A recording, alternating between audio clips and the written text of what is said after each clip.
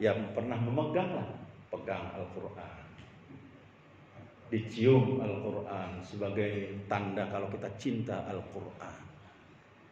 Kalau kita belum ngerti tulisan Arab, paling tidak buka-buka Al-Quran. Oh ini. Kalau kita sudah tua, belum pernah megang Al-Quran, belum pernah lihat huruf Al-Quran, apa yang akan kita pertanggungjawabkan di hadapan Allah? Masya Allah. Apa? Kamu pernah lihat Al-Quran? Enggak. Terus amal apa yang akan kamu bawa nanti untuk bekal di akhirat? Kalau Al-Quran saja tidak tahu, sementara Al-Quran hudal linnas, petunjuk bagi manusia.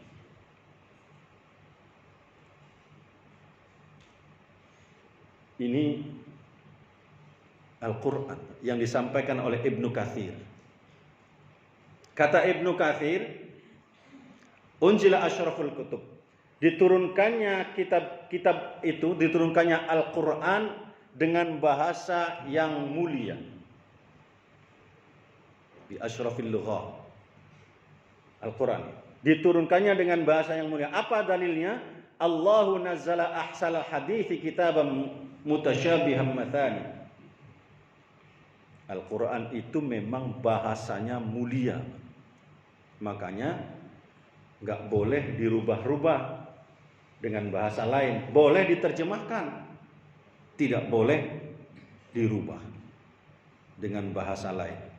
Seluruh dunia bahasa Al-Quran sama, berbeda dengan kitab-kitab yang lain diterjemahkan. Di Indonesia yang namanya kitab agama lain, ya bahasa Indonesia, bukan bahasa Ibrani sebagai bahasa aslinya, bukan. Tapi Al-Quran sebagai bahasa yang mulia, dia tetap utuh dalam bahasa yang diturunkan oleh Allah Subhanahu wa ta'ala.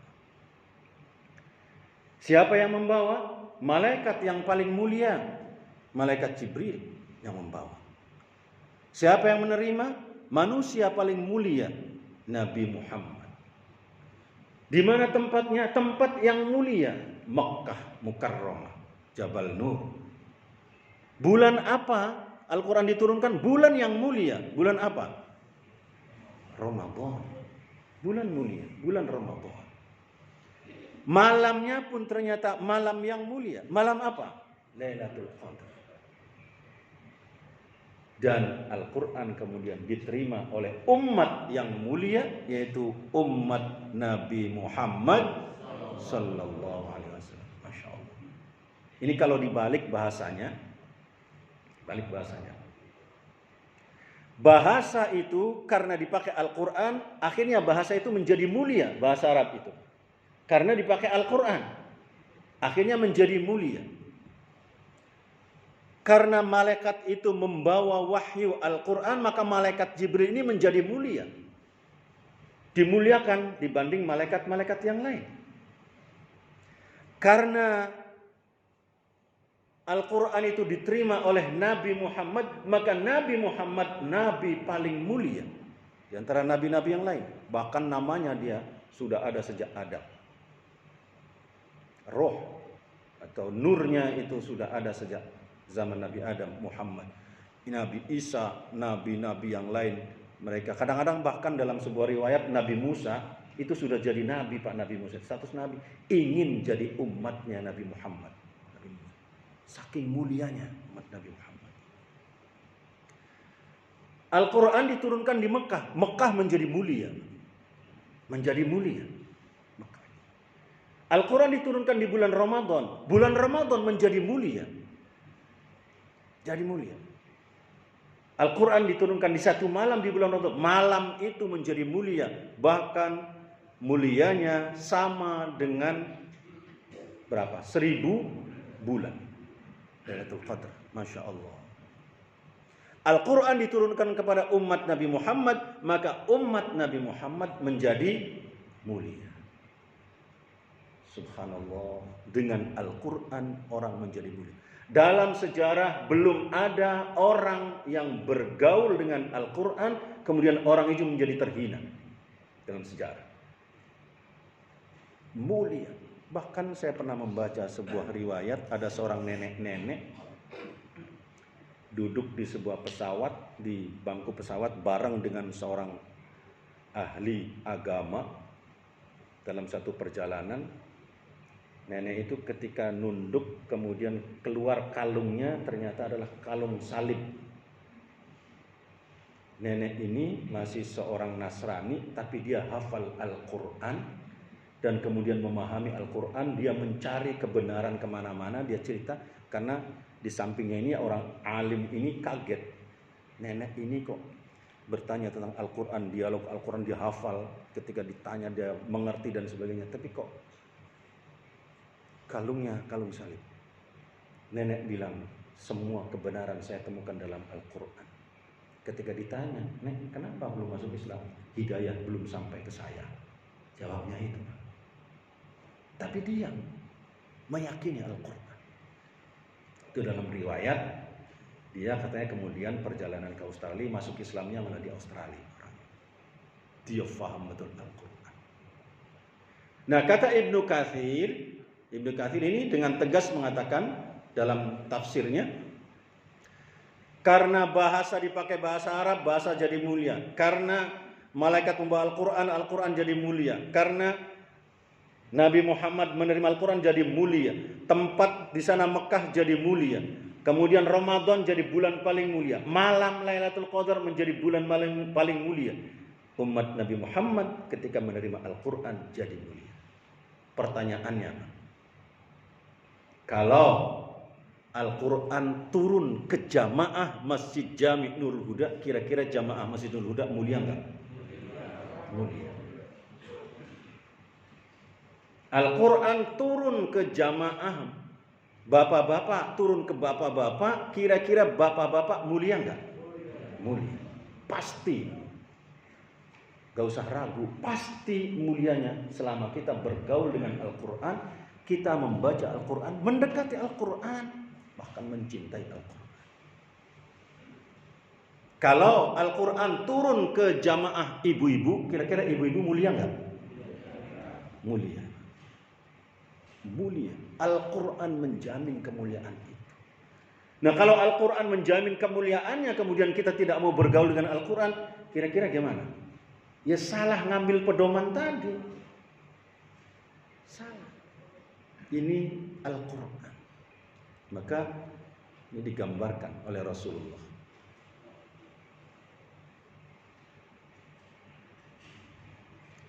Kata Rasulullah,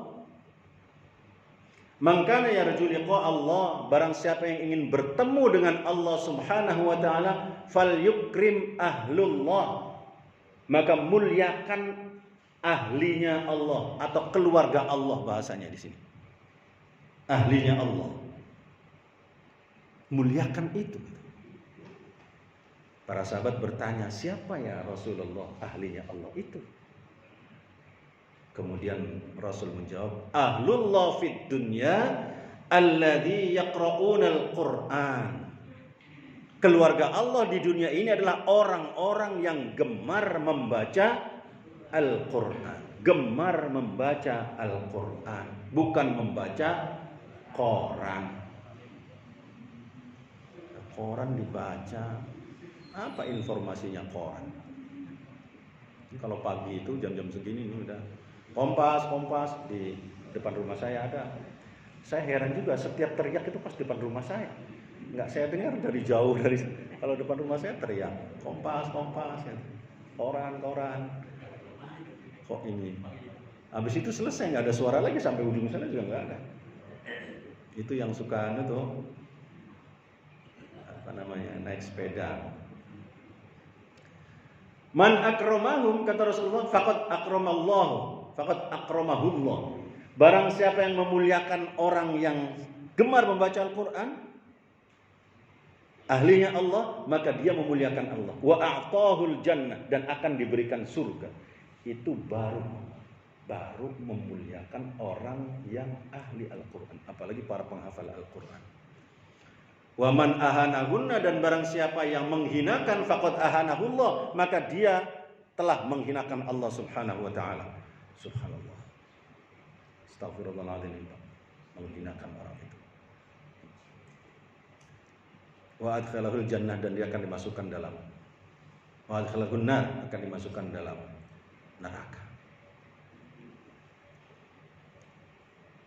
Coba orang yang senang membaca Al-Quran oleh Rasulullah aja disuruh untuk dimuliakan, bagaimana diri kita? Kan pasti mulia nanti. Saya ingin menggambarkan saja bagaimana Al-Quran itu kehebatannya. Ini gambaran di padang mahsyar. Digambarkan oleh Rasulullah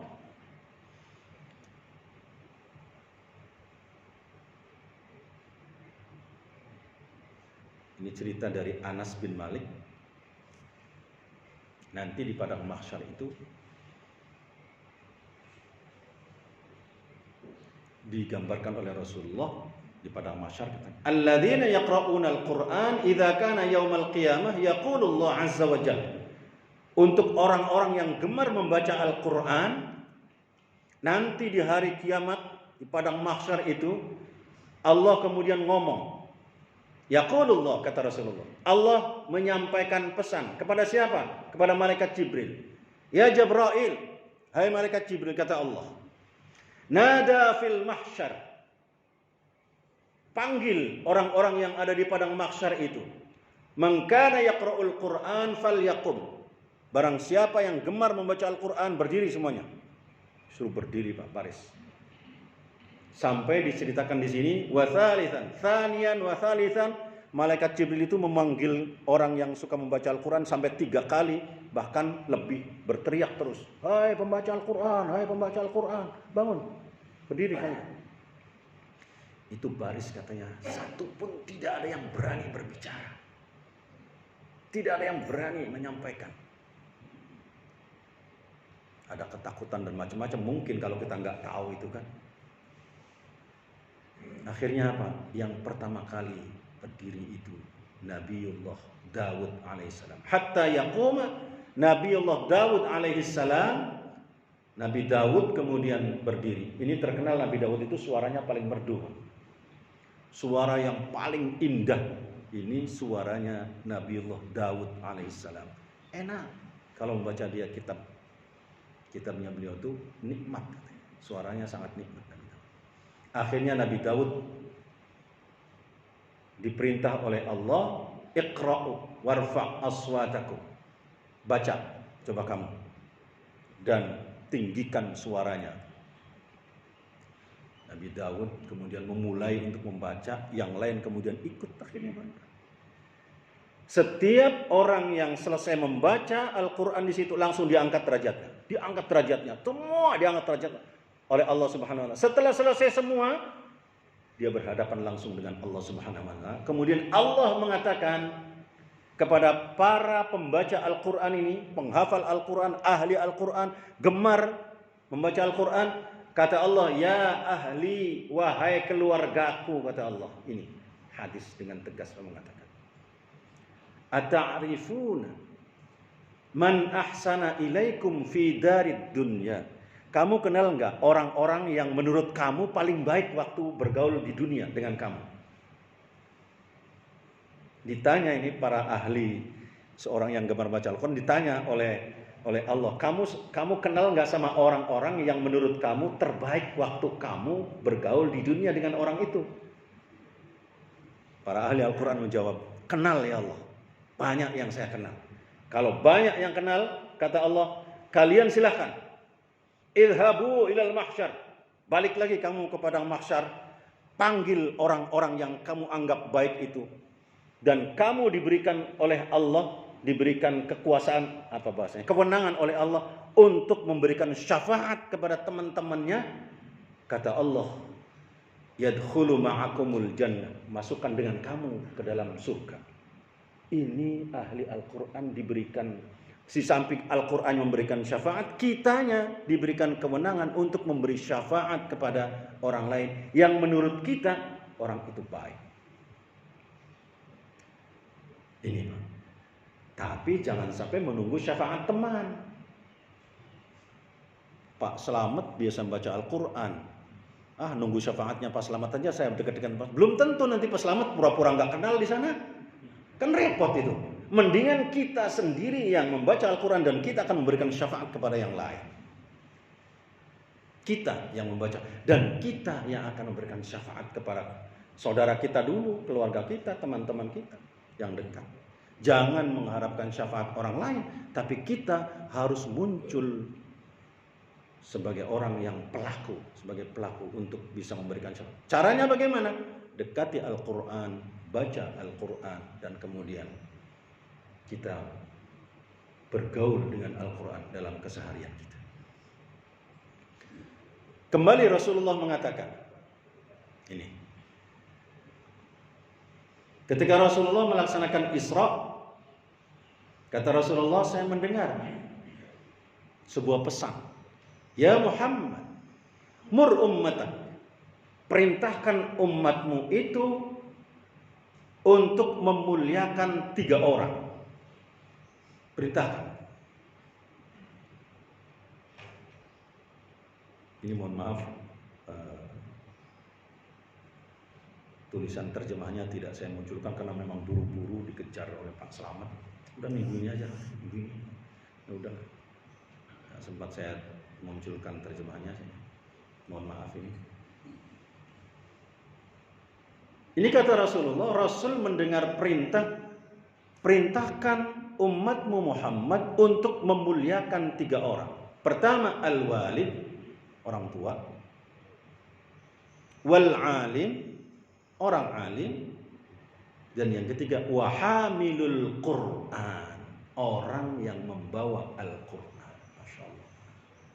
Coba, Rasul yang ngomong begini saat melaksanakan Isra mendapatkan perintah itu. Lalu apa kita masih nggak mau mendekati Al-Quran? Masa segitu mulianya? Sudah. Sekarang Al-Quran sudah didekatkan oleh Pak Legebin, oleh Pak Slamet. Tadinya di belakang sana dibuat katanya tempat Al-Quran supaya jamaah dekat mengambilnya. Didekatkan. Al-Qurannya sekarang mendekat. Kalau Al-Quran sudah mendekat masih juga belum kita menyentuhnya, ya Masya Allah. Mau apa lagi? Apa mau dibawakan nanti oleh Pak Yatno? Ini Qurannya. Pak Yatno ngambil satu. Masya Allah.